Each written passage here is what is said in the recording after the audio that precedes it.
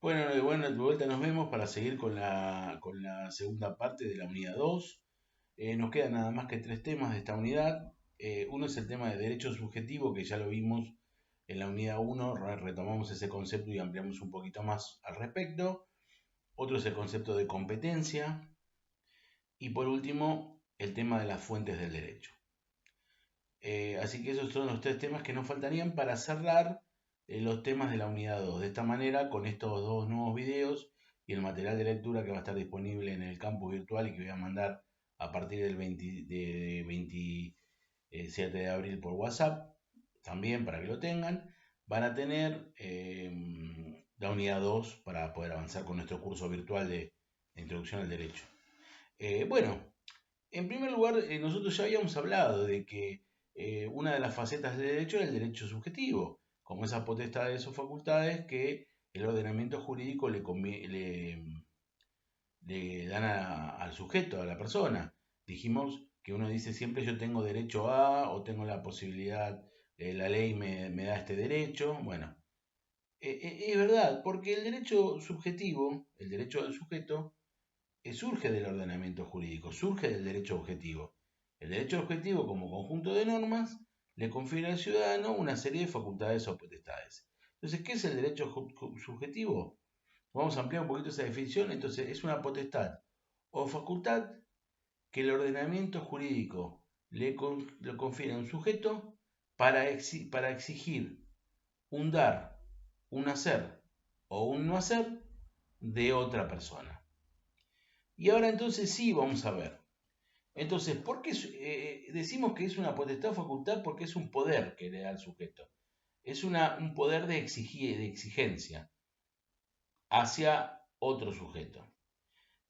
Después decimos una facultad o potestad que el ordenamiento jurídico, es decir, que esa potestad o facultad, para que sea un derecho subjetivo, deriva de la voluntad del legislador o de un contrato. O sea, el derecho subjetivo no solamente surge de la ley, también surge de los acuerdos firmados por las personas que según la ley son como la ley misma. El Código Civil de Vélez Sarsfield, el viejo Código Civil, decía los contratos deben respetarse y ejecutarse de buena fe y conforme a lo que las partes entendieron o verosímilmente pudieron entender, obrando con cuidado o previsión, y son para las partes como la ley misma. O sea que la misma ley le reconoce a los contratos firmados entre particulares el rango de acuerdos obligatorios. Por eso, tanto la facultad o potestad puede surgir de la voluntad del legislador, es decir, de una ley, o puede surgir también de un contrato. Y esa facultad o potestad son reconocidas a un sujeto de derecho, o sea, a una persona humana o a una persona jurídica. Recordemos que dijimos que una persona humana es un ente susceptible de adquirir derechos y contraer obligaciones que presente signos de humanidad, mientras que una persona jurídica es un ente susceptible de adquirir derechos y contraer obligaciones, pero no presenta signos característicos de humanidad. Eso que diferencia una persona humana, o sea, un ser humano, nosotros, de una sociedad anónima, de una empresa. Bueno, pero tanto las empresas como sujetos, las empresas son sujetos de derecho, son personas jurídicas. Bueno, tanto una persona jurídica como una persona física puede ser eh, titular de un derecho subjetivo.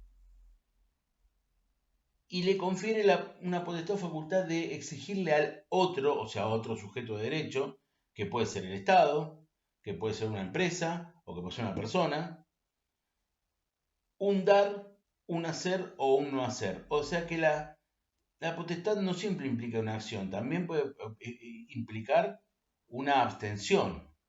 O sea, yo puedo exigirle que me dé algo, que haga algo o que deje de hacer algo.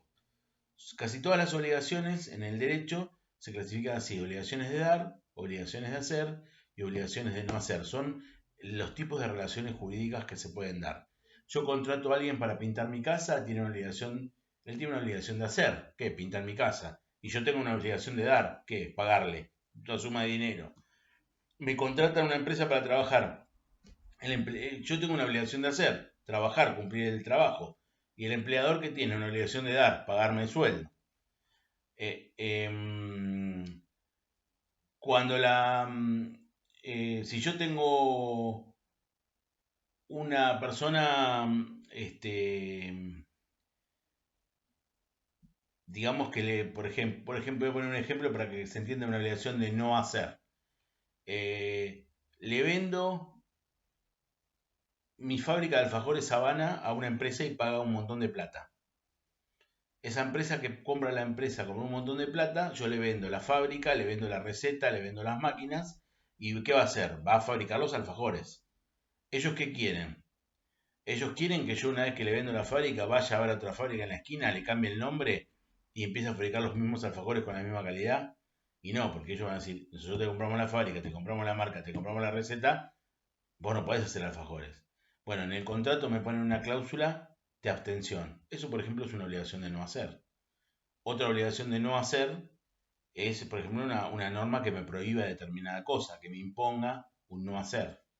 Es decir, el Estado, que es un sujeto de derecho, me está imponiendo a mí un no hacer, por ejemplo. Porque no pensemos que sujetos de derecho somos solamente las personas humanas, como dijimos. También son las personas jurídicas. Y si bien nosotros no dijimos la otra vez, las personas jurídicas se pueden dividir en públicas y privadas. Las personas jurídicas públicas son el Estado Nacional, las provincias y los municipios.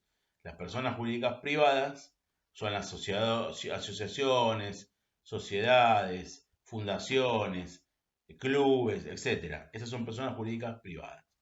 Bueno, entonces, de esta manera entendemos que, o queda más desmenuzado como el derecho subjetivo es una potestad facultad que le reconoce a un sujeto de derecho, sea persona física o jurídica, una potestad o facultad de exigir a otro un dar, un hacer o un no hacer, y que esa potestad puede surgir tanto de la ley como de un contrato.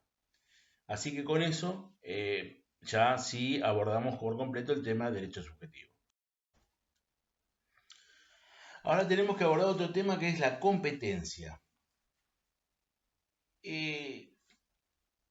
No se confundan y no piensen en el tema competencia como un tema de competición, de disputa, de rivalidad. Estamos hablando de competencia en otro sentido, competencia como facultad para el dictado de leyes. En un Estado, todos los sujetos de derecho somos capaces. Es decir, la capacidad es la facultad de un ciudadano, de un sujeto de derecho, de una empresa, para adquirir derechos y contraer obligaciones. Por eso los menores de edad se los llama incapaces. Son incapaces de contraer derechos y obligaciones porque no tienen la madurez. Lo pueden hacer por medio de sus representantes porque no tienen la edad o el desarrollo, digamos, madurativo necesario para asumir determinados riesgos o determinadas consecuencias de determinados actos. Eso lo vimos en la unidad 1. O sea que la regla es que todas las personas son capaces, solo que esa capacidad se puede ejercer después de acuerdo a determinadas circunstancias. Pero no todos son competentes, o sea, ¿todas las personas pueden dictar leyes en una sociedad civilizada? No. Bueno, ¿y quiénes pueden hacerlo? Pueden hacerlo quienes están autorizados por la ley suprema del país. Entonces, en nuestro caso, por ejemplo, el órgano que está facultado o que es competente para dictar leyes, para dictar normas que se imponen a los demás, es el Congreso Nacional. No obstante, el Congreso Nacional muchas veces dicta normas donde le otorga facultades de acción a otros funcionarios públicos. Esto quiere decir que la competencia es la capacidad de obrar del funcionario público que surge de la norma. Entonces, nosotros tenemos el Congreso Nacional, que es quien tiene la competencia para dictar leyes. Pero a su vez, esas leyes pueden autorizar a otros funcionarios para realizar determinadas acciones que la ley le autoriza. Entonces, así vamos a tener que el presidente de la nación tiene determinadas competencias que le autoriza la Constitución Nacional y que le autorizan las leyes. Los ministros del presidente tienen también competencia para determinados temas. Los jueces tienen competencia para resolver casos. Los legisladores tienen competencia para dictar leyes porque lo establece la Constitución Nacional, etc. Así que la competencia es una capacidad de obrar que tienen los funcionarios públicos. Básicamente me interesa que sepan eso respecto de la competencia. Ya después vamos a hablar un poco más de la competencia cuando hablemos de la organización administrativa del Estado Nacional, por allá por la unidad 5 o 6. Y por último nos queda hablar de las fuentes del derecho. ¿Qué son las fuentes del derecho? Bueno, si uno piensa en una fuente, cuando yo les digo fuente, ¿nunca fueron a una plaza y vieron una fuente? Bueno, ¿y qué pasa en la fuente? De la fuente brota agua, emana agua permanentemente y es un manantial. Puede ser natural o artificial, pero básicamente una fuente es algo de lo que emana agua. Bueno, una fuente del derecho sería de dónde surge o de dónde nacen las normas jurídicas, los preceptos jurídicos, de dónde nace el derecho. Y las fuentes del derecho se han clasificado de varias maneras por los autores. Siempre tengan en cuenta que las clasificaciones son categorías teóricas. ¿Qué quiere decir esto? Las clasificaciones las establece cada autor. No es que esta clasificación es la única válida. Hay autores que clasifican de una manera y autores que clasifican de otra. Por ejemplo, las fuentes del derecho. Nosotros tenemos la clasificación, autores que las clasifican en fuentes formales y fuentes materiales, autores que las clasifican en fuentes nacionales y fuentes internacionales, autores que las clasifican en fuentes deliberadas y fuentes espontáneas, etc. Lo importante es entender que las fuentes del derecho es de donde el derecho nace o de donde el derecho surge. Si nosotros hablamos de fuentes formales, estamos haciendo foco o estamos haciendo hincapié en el procedimiento para dictar las normas jurídicas. Lo que se conoce como criterio de validez jurídica. Esto quiere decir, digamos que se hace foco en el procedimiento para dictar una norma. Y las fuentes formales del derecho que casi todos los autores reconocen con alguna discrepancia son 4. Son la ley, la costumbre, la doctrina y la jurisprudencia. En primer lugar vamos a hablar de la ley. ¿Qué es la ley? Bueno, si nos atenemos al sentido amplio de la palabra ley como fuente del derecho, la ley implicaría tanto las normas que dicta el Congreso Nacional, que son las leyes formales, como otro tipo de normas que se dictan en otros ámbitos, como por ejemplo los decretos que dicta el Poder Ejecutivo, que no es el Poder Legislativo, las resoluciones, las disposiciones, las comunicaciones del Banco Central. Es decir, en la palabra ley, en sentido amplio, se enmarcaría toda norma jurídica. Ahora, si uno quiere hablar de ley en sentido estricto, solo podríamos hablar de ley cuando es una norma jurídica dictada por el órgano estatal que tiene competencia constitucional para eso, que es el Congreso de la Nación. Pero la fuente del derecho son todas las normas, o sea que para cuando hablamos de ley en sentido como fuente del derecho, hablamos de ley en sentido amplio. Entonces, todas las leyes, obviamente, el derecho está en las leyes, el derecho es las leyes, así que obviamente la ley es una fuente del derecho. La segunda fuente que mencionamos es la costumbre. Ahora, ¿qué es la costumbre? Porque uno dice, ¿la costumbre? Bueno, la costumbre es o se da cuando hay una conducta repetitiva por una comunidad o por miembros más o menos representativos, una cantidad representativa de miembros de una comunidad, que perdura en el tiempo, o sea que no es una cosa pasajera, no es una moda, es algo que se mantiene en el tiempo. Recuerden, conducta repetitiva por una cantidad representativa de o casi todos los miembros de la comunidad o todos los miembros de la comunidad, que perdura en el tiempo, pero lo más importante es que genera conciencia de obligatoriedad, que se la cumple porque se la considera obligatoria. Entonces, esa es la costumbre jurídica que en determinado caso puede transformarse en fuente del derecho. Y hay tres tipos de costumbre jurídica, que ahora vamos a ir analizando cada uno. En primer lugar tenemos la costumbre que se llama secundum legem. Secundum legem la tienen en el material. Es cuando la costumbre está de acuerdo con la ley. O sea, cuando lo que hace es esa conducta social es lo que dice la ley. O sea, la costumbre está de acuerdo con lo que establece la ley.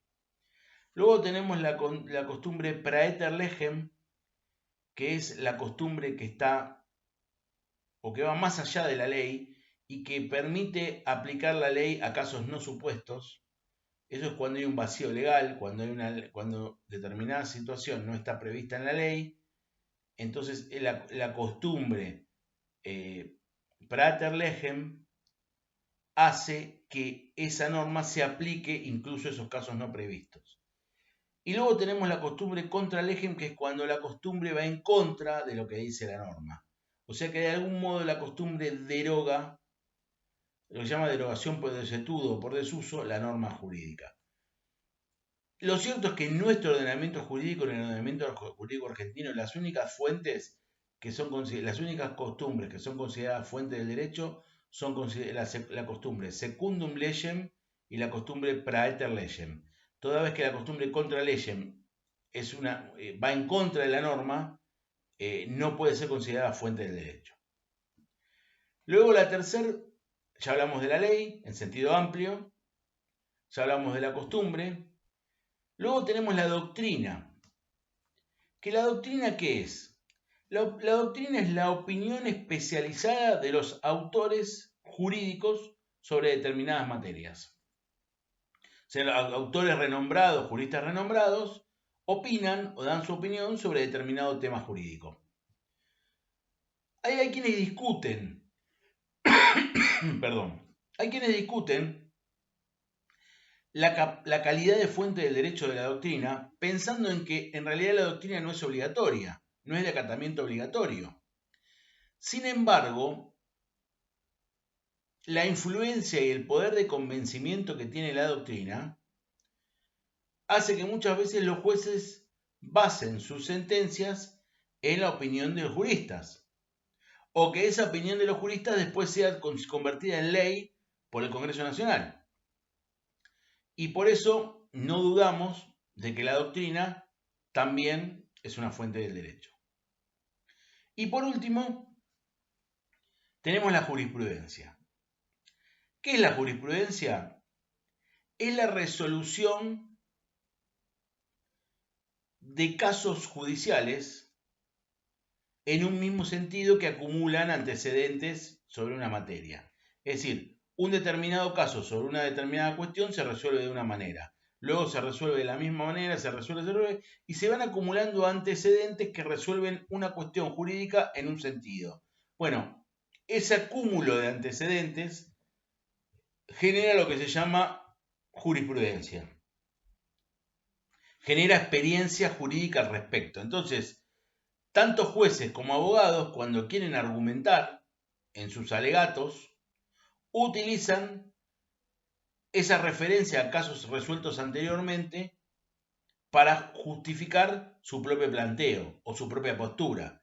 Dicen, mi postura es esta, y esta misma postura se reconoció en tal caso, en tal caso, en tal caso, en tal caso. Eso es usar la jurisprudencia. Y los jueces cuando resuelven en este sentido, no solamente porque lo diga la ley, sino además porque así se resolvió en el caso tal.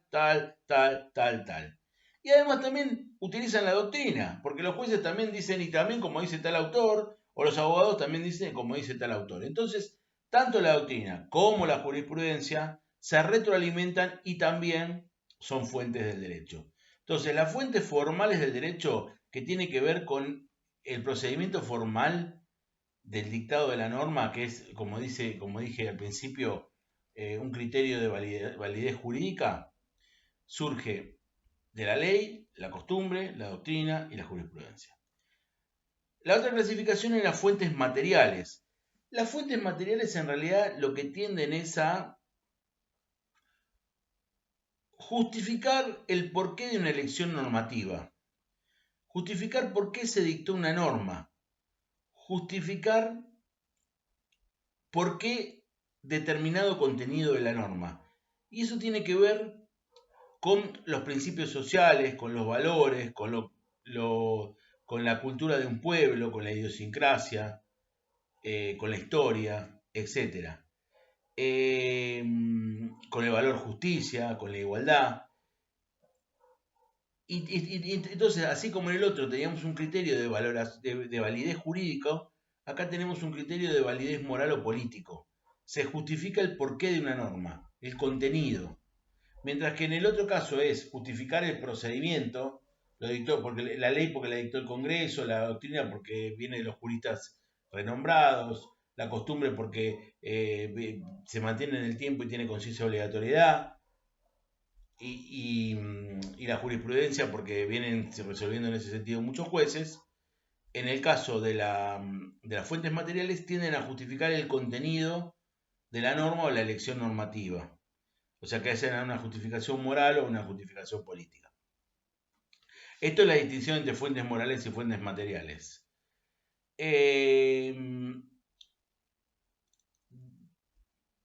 Si nos basamos dentro de lo que es las fuentes formales y las fuentes formales, también podemos dividirlas en deliberadas y espontáneas.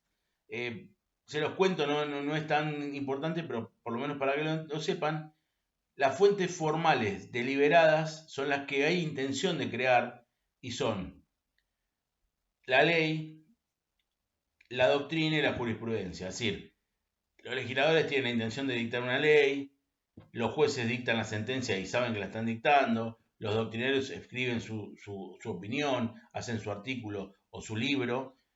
Entonces esas son fuentes deliberadas. Deliberadamente creé doctrina, deliberadamente creé jurisprudencia, deliberadamente dicté una ley. Ahora, la fuente espontánea sería la costumbre. La costumbre, no hay una deliberación o con intención, sino que se va imponiendo a lo largo del tiempo lentamente.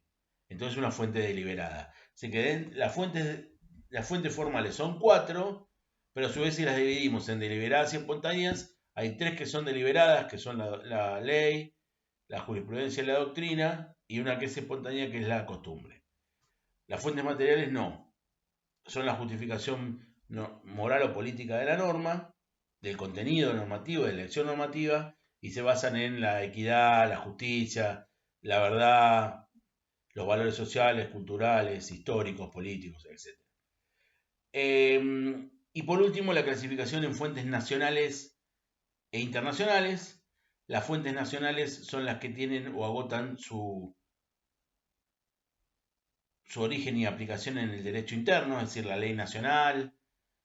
En cambio, las fuentes internacionales son las que, tanto su creación como su aplicación, exceden las fronteras de un Estado. Y básicamente, las fuentes internacionales están compuestas por lo que conocemos como los tratados internacionales, que va a ser un tema que vamos a abordar en la unidad 3, cuando hablemos del derecho constitucional. Les aclaro simplemente que un tratado internacional es un acuerdo entre 2 o más países destinado a regular una cuestión jurídica y que es obligatorio para los países que lo firman. Pero eso lo vamos a ver en la próxima unidad. Así que con esto damos por terminada la unidad número 2 y les mando un cordial saludo.